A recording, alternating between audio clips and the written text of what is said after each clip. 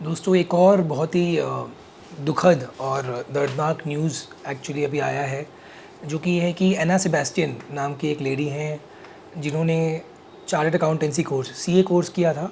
और उसके बाद उन्होंने सीए पास करने के बाद सीए का ही एक one of the top firms है ईवाई अर्न्स्ट एंड यंग, जो हम सब जानते हैं बिग फोर। जैसे कि एमबीए में बिग थ्री होता है मैकिन्जी, बीसीजी, बेन, जो कि टॉप कंसल्टिंग फर्म्स एमबीए के लिए है। वैसे सीए वाले लोग बिग फोर उनके लिए टॉप फर्म्स है for their actual core departments, और उसमें से एक ईवाई है। यहाँ पे इन्होंने जॉब किया, शुरुआत किया, और 4 से 5 महीने के अंदर ही इतना इनका वर्क प्रेशर हो गया कि इनकी जान चली गई। ये इनकी मॉम ने ईवाई के चेयरमैन इंडिया को ख़त में लिखा है और काफ़ी डिटेल में लिखा है। उन्होंने कहा है कि Anna was a school topper, she did well in CA exams, college exams, और ऐसा नहीं था कि वो काम नहीं करती थी या पढ़ाई नहीं करती थी ज़्यादा। उसके बाद भी जब वो ईवाई ज्वाइन की तो वो इतना काम से परेशान हो गए थे कि इमोशनली, फिज़िकली और मेंटली उनका काम उन पे हावी हो गया था। So this is what her mother has said. इस वीडियो में मैं आपको क्या करूँ मैं बताऊँगा। I will talk about this this culture in a few firms after CA and MBA, number one. Number two, I will talk about कि ये कौन से फर्म्स में आपको ज़्यादा मिलता है और क्यों इन फर्म्स में मिलता है, ईवाई में या मैकिन्जी में, क्यों ये कल्चर है। जो सुसाइड एमबीए का आईआईटी ग्रेजुएट का हुआ था वो भी एक कंसल्टिंग फर्म था जो कि मैकिन्जी था। EY is also consulting firm. तो कंसल्टिंग फर्म्स में क्यों ऐसा होता है ये भी हम बात करेंगे।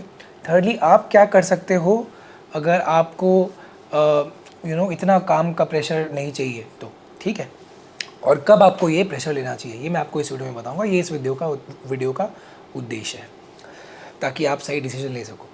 तो दोस्तों, हुआ तो ये न्यूज़ ये है कि Anna Sebastian who was a bright person is no more, and it's very clear. अगर किसी की मॉम ये कह रही है कि उन्होंने वर्क प्रेशर के कारण, उन्होंने देखा होगा उसको 5 महीने की बहुत परेशान रहती थी और बोलती थी, आती थी तो सो जाती थी वो सीधा, इतना कपड़े भी नहीं बदलती थी, इतना प्रेशर था। तो मैं आपको बताता हूँ कि, और मैं मान सकता हूँ कि ये सच है, और माँ ने जब किसी के डेथ के बाद ऐसा लिखा है तो अपना दुख दर्द लिखी है।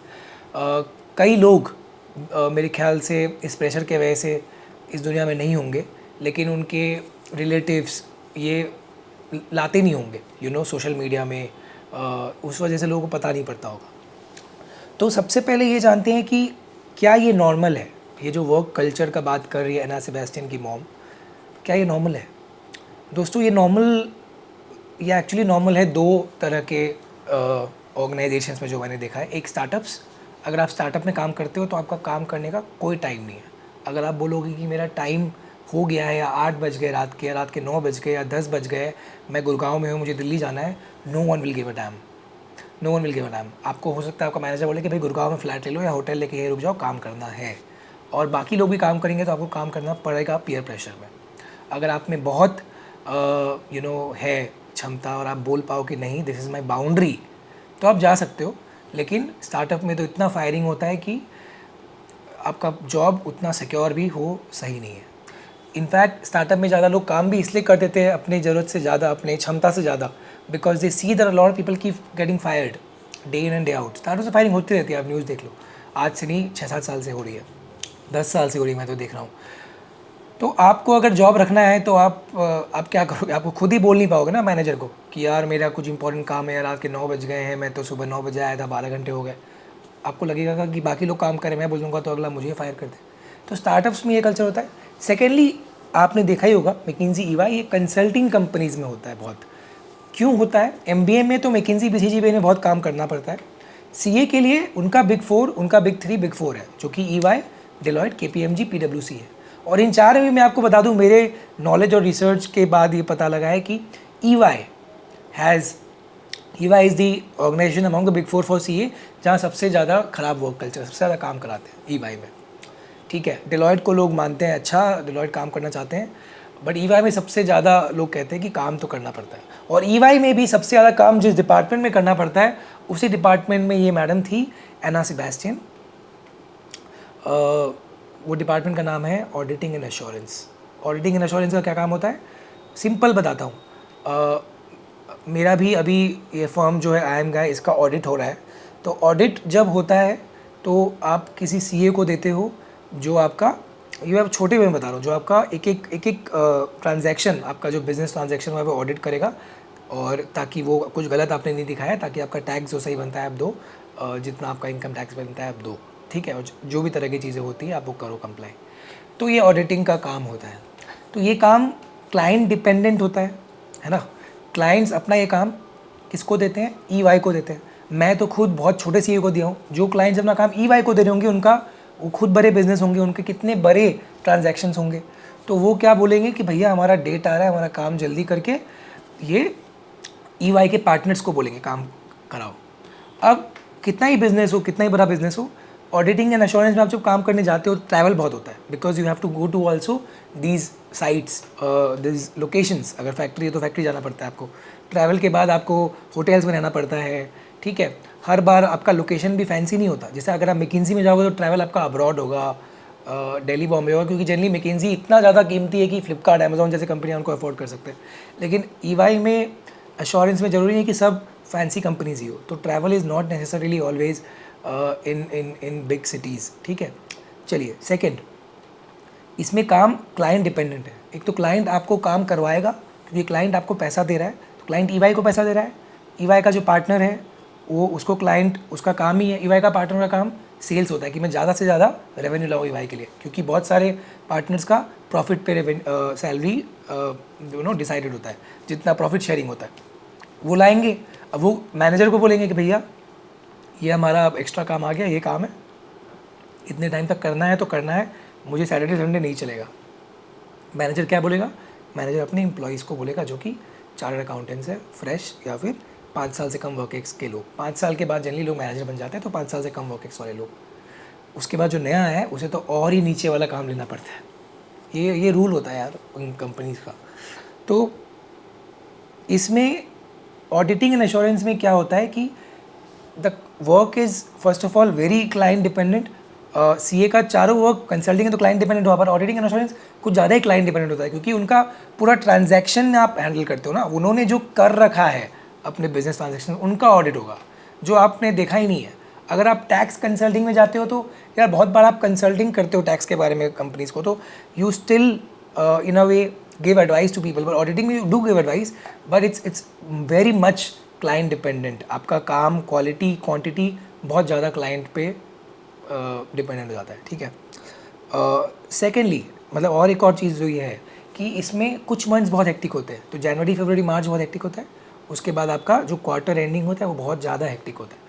तो इस टाइम पे अगर आप प्रेशर नहीं ले पा रहे हो, तो ये भी एक है जो आपने गलत अनुमान लगाया। If you going to auditing and assurance in EY, you should know that quarter endings will be hectic and Jan Feb March will be ending hectic because March end is year end, ठीक है। ये हो गया। अब अगर आप CA हो, ठीक है, अगर आप सीए हो, अब आप बोल रहे हो कि यार मुझे इतना हेक्टिक काम नहीं चाहिए, तो लोग क्यों काम करते हैं ईवाई में, ऑडिटिंग एंड एश्योरेंस में? क्योंकि ईवाई में अगर आप गए तो आपने अपने ऑडिटिंग एंड एश्योरेंस, जो भी आपने अपने स्टेंट में बड़े बड़े कंपनीज़ का आपने कंसल्टिंग कर दिया, आपने ये सब काम देख लिया, तो उसके बाद 5-6 साल के वर्क एक्स के बाद या कुछ साल के वर्क एक्स के बाद आप इंडस्ट्री में हायर बहुत अच्छे रोल्स में हो जाते हो, और ग्रोथ भी बहुत ज़्यादा होती है। ईवाई में स्टार्टिंग सैलरी सीएस की मेरे नॉलेज में 7 to 8 लाख होती है, पर वो 5 साल में 25 लाख के आसपास पहुँच जाती है। उसके बाद आप स्विच मारो तो तुरंत 35-40 लाख का सैलरी आपको मिल जाता है इन 6-7 years, which is a very good growth. 2015 में आप सीए बन रहे हो 7 लाख की सैलरी में, और 2020 में आपने मैनेजर बनने का स्विच मार लिया, तो 20-21 में आपकी सैलरी 40-35 लाख हो रही है। बहुत बढ़िया ग्रोथ है, और इंडस्ट्री में जाने का काम कम होता है। तो अगर आपको काम शुरू से ही कम करना है तो आप इंडस्ट्री का मतलब क्या हुआ, कंपनी जैसे विप्रो, अमेजोन, ठीक है, इनमें CAs are still asked and requested by people to work in big four, क्योंकि वहाँ जो इतना घिस भी लेते हैं लोग, शादी बहुत लोगों की नहीं होती है, सीए आप 22-23 के पहले बन जाते हो, तो लोग क्या करते हैं कि वो लोग आपको एडवाइस देते हैं कि आप बिग फोर में जाओ और शादी के पहले पहले मैनेजर बन जाओ, और उसके बाद आप जाके इंडस्ट्री में स्विच मारो, क्योंकि इंडस्ट्री में काम का प्रेशर कम होगा, क्योंकि इंडस्ट्री में आप ही बिजनेस वाले हो, आप सीए हो तो आप ही अपना ही खाली फर्म का आप हैंडल करो, तो उतना वैरायटी नहीं होगा। आपको पता होगा कि मुझे 3 महीने बाद काम सीख जाओगे तो आपको हैंडल करना आता होगा काम, है ना, काम का लोड भी कम होता है। प्रेशर भी कम होता है, क्लाइंट डिपेंडेंट नहीं होता, आप खुद ही अपने कंपनी के लिए काम कर रहे हो, आपका कोई क्लाइंट नहीं होगा उसमें जनरली. तो if you want work life balance right from the start, if you know that you are not someone who can, who can take all this pressure, then go to the industry. In industry also some companies pay very well, like Amazon pays very well, e-commerce companies pay very well. In fact e-commerce में थोड़ा ज़्यादा pressure होगा, पर अगर आपको और chill चाहिए तो थोड़ा सैलरी, देखिए जहाँ पे सैलरी का ग्रोथ हो गया, सैलरी ज़्यादा होगी, वहाँ पे आपको काम तो करना पड़ेगा, क्योंकि आप जॉब कर रहे हो, आपने पैसा लगाया नहीं है. जॉब और बिजनेस में अंतर क्या होता है, बिजनेस वाला पैसा लगाता है. आपने मारुति का एक डीलरशिप लिया है ना, अब आप उसमें बैठो नहीं बैठो, आपने ले लिया, आपने 2 करोड़ रुपए लगा दिए, आप उसका पूरा प्रॉफिट लोगे. अब कोई वहाँ का मैनेजर है जो पूरा मेहनत कर रहा है, दे रहा है, प्रॉफिट बढ़ा रहा है, लेकिन भैया लेकिन उसने पैसे नहीं लगाए ना. तो जब पैसे नहीं लगाओगे आपको काम ज़्यादा करना ही पड़ेगा, because you bringing in your effort. अगर आपको ज़्यादा सैलरी चाहिए तो अगर आपको काम कम करना है तो आप फिर वैसे ऑर्गेनाइजेशन में जाओ जहाँ पे बहुत chill work environment. Cab Gemini का जैसे वर्क इन्वायरमेंट बहुत चिल होता है, विप्रो का चिल होता है.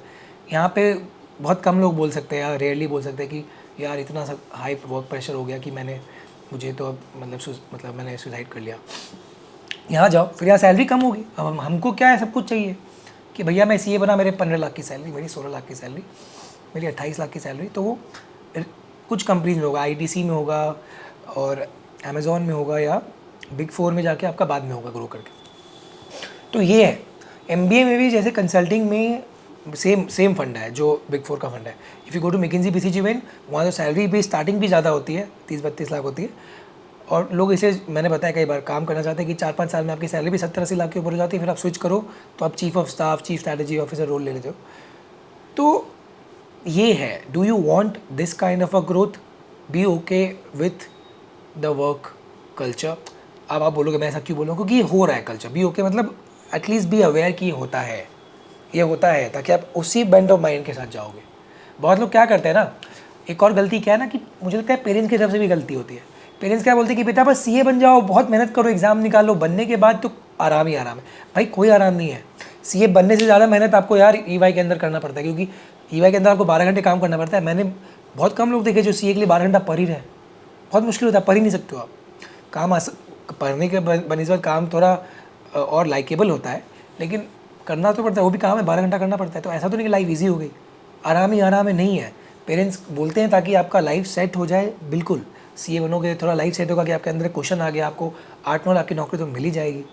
लेकिन यार ये माइंड में आपको बना के चलना है कि मेहनत तो जीवन भर करना है. I have to choose my hard, I have to choose my मेहनत. मैं कितना मेहनत कर सकता हूँ, मुझे क्या चाहिए, मुझे ब्रांड नेम चाहिए, मुझे ग्रोथ चाहिए, तो मैं मेहनत करूँगा.